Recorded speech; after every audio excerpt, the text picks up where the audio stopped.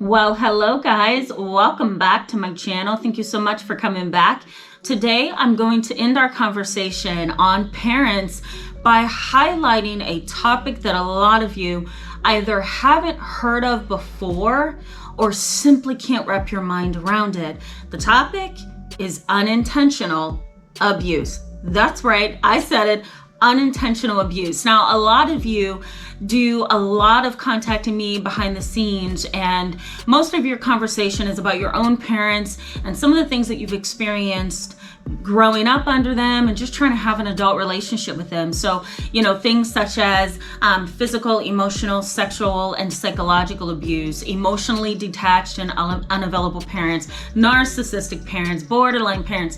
Like, I've heard it all, and I've also heard it all in my office. So I think this video may be helpful. I'm going to highlight some reasons why an angry response to an abusive parent may not be necessary as you grow older. So let's just jump into this video. Thank you so much for coming back to my channel.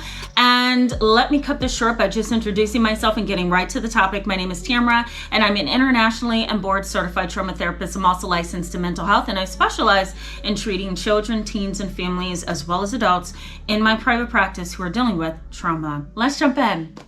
The first sign, I think, that abuse has been unintentional is that the individual has done things involuntarily, right? It wasn't necessarily intentional. It wasn't in their mindset to abuse. It wasn't in their heart to abuse. It wasn't a part of their character or their repertoire of behaviors. It wasn't a part of their plan. It was involuntary and unintentional. Okay. Another condition that needs to be met with unintentional abuse would be ignorance, right? Willful ignorance as well. So, ignorance, not having that knowledge that is needed to raise a child or to communicate with a teenager or an adult child.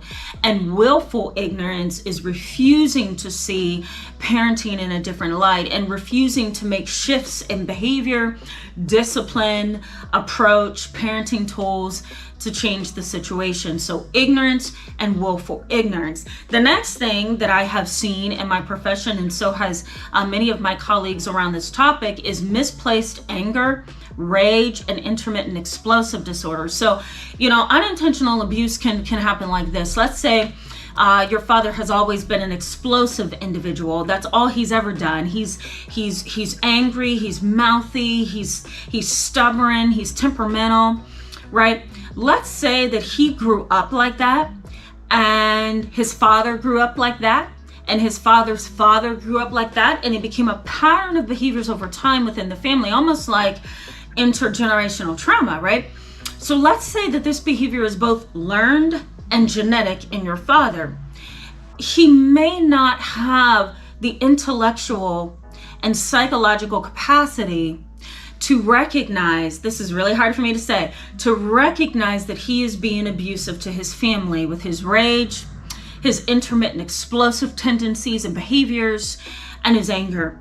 A lot of people fail to realize how intense their anger is. And even if they don't fail to realize it, they either reject it or they minimize it because it's too painful to acknowledge that you indeed are abusive. So those are called ego defenses, right? I'm protecting my ego, my soul, my heart, my mind, and how I perceive myself in the world by not acknowledging how detrimental my anger and explosivity is. And so that pattern, right, doesn't necessarily mean that your father is willfully abusive and unloving. As a matter of fact, he could be very loving and very compassionate, but just not have that insight into how his anger impacts the family. And I know that is hard to conceptualize because I think the common theory in society is this: you should know how to control your behavior. You're an adult. The reality is that not everybody has the capacity to actually be an adult.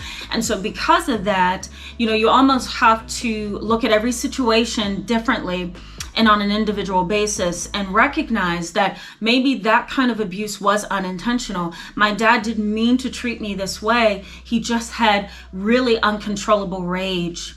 And that was harmful to me, right? So there are some situations where the adult child has had to understand it from that perspective and forgive and love that parent anyway. And I know that is terribly hard to conceptualize for many of you, but it does happen. And I have seen it, and I've also been a part of it. So that's a hard one. Now, let me just also say that severe immaturity is another condition that needs to be met for, unintentional abuse to happen. Now, severe immaturity may be an intellectual disability, right? So, not being able to have a high IQ and conceptualize things appropriately, to learn appropriately, or to really digest what is being taught, right? That's a possibility. We also have autism spectrum disorders and Asperger's, which sometimes gets in the way of empathy and the ability to kind of process socially what's going on. And sometimes that can cause a really absent-minded or emotionally absent kind of a parent. And that is not to offend anybody who may have an autism spectrum disorder or somebody that they know. But I'm just highlighting what the reality is. Usually people on the spectrum struggle socially and sometimes even emotionally. And so that can create a parent that's severely immature and cannot relate to their children appropriately. Okay.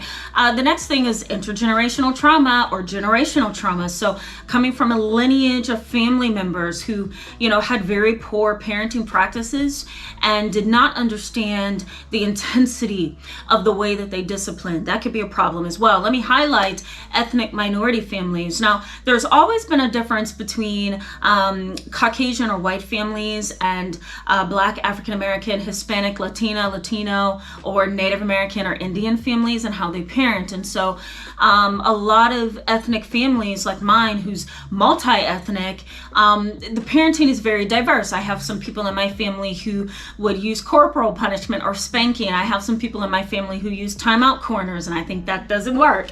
I also have people in my family who utilize scripture and religious practices to discipline, right? I've also had people in my family, such as my mom, who takes the approach of let me talk to you and get you to understand where I'm coming from and let me hold you accountable, and that is my discipline of you, So cultures have a different parenting, or I should put it this way, a different set of parenting tools and cultures, and so that can cause an issue. If you come from a multi-ethnic family, then the practices over generations are going to be vastly different, and so that can create a problem, and that can create unintentional abuse, to where maybe your parent thinks this is the right way, maybe your other parent thinks that is the wrong way, and your parents clash, and it's caused some emotional distress for you, and it has actually touched the thin line of abuse. Now that you're older, maybe you're processing it differently and you're realizing that, okay, there's some abuse here. So it can get pretty complicated. So that's why it's important to really be able to examine your situation individually and not just put it under the general heading of abuse, but really examine, maybe even in psychotherapy or with your pastor or spiritual leader, really examine what happened to me, and are my parents intentionally abusive and cold and detached, or is there something blocking them from being what I need them to be? Okay. I think we should also add in here mental illness and severe mental illness. We should also add in here substance abuse and deep-seated ego defenses. We should add that as well. So, these are things as well that can cause that unintentional abuse. This individual has these deep-seated ego issues, and anytime they want control or dominance, or they want respect, they may engage in really severe behaviors that can be labeled as abusive or are abusive. But is it intentional? Maybe not, because they're trying to fill a certain void in themselves. Yes, it's harmful. Yes, it's abusive. Yes, it should never happen. But does that absolutely mean that the parent is a complete throwaway, right? Throw them in the garbage. You're a bad parent. I don't know if we can say that in all cases, it gets complicated. Mental illness, substance abuse, right? Severe and heavy drug users, those who mix recreational drugs with pills and alcohol, those who have severe mental illnesses such as schizophrenia that causes a psychosis or a detached from reality. Right? The kind of parent who is dealing with bipolar disorder and they're delusional and they believe things that are not true, and they hear and see things and they feel things that's really not happening. Do we really have enough in cases like that to say, okay, you are an intentional abuser? Maybe not in all situations. And so, the playing field here gets a little murky, and I welcome your comments in the comment section below. Let me know how you feel about this. Let me know if you've dealt with this. Let me know if you have within your own heart gone back and forth between, was it intentional? Was it not intentional? Should I forgive? Should I not forgive? Right? Let me know in the comment section below. That's how we grow and learn on this channel. So, this is a really difficult topic. You have to almost ask yourself, are my parents exempt from blame 100%? Or should they hold 50% of the blame because they hurt me? They destroyed my life. They created something within me that I believe is a trauma. So it's really important to figure that out. So I encourage you to go ahead and hit that subscribe button, stick around with us, and that like button, please, because what that does is it pushes us up in the search results so other people can gain access to what you are learning and what you are getting on this channel. And also, again, let me know in the comment section below if this is something you have dealt with. It's a complicated, murky situation, and I think it's one of those situations where you really have to delve into your heart and your mind and your soul and determine, is my parent exempt from blame? I'll see you in the next video. Bye.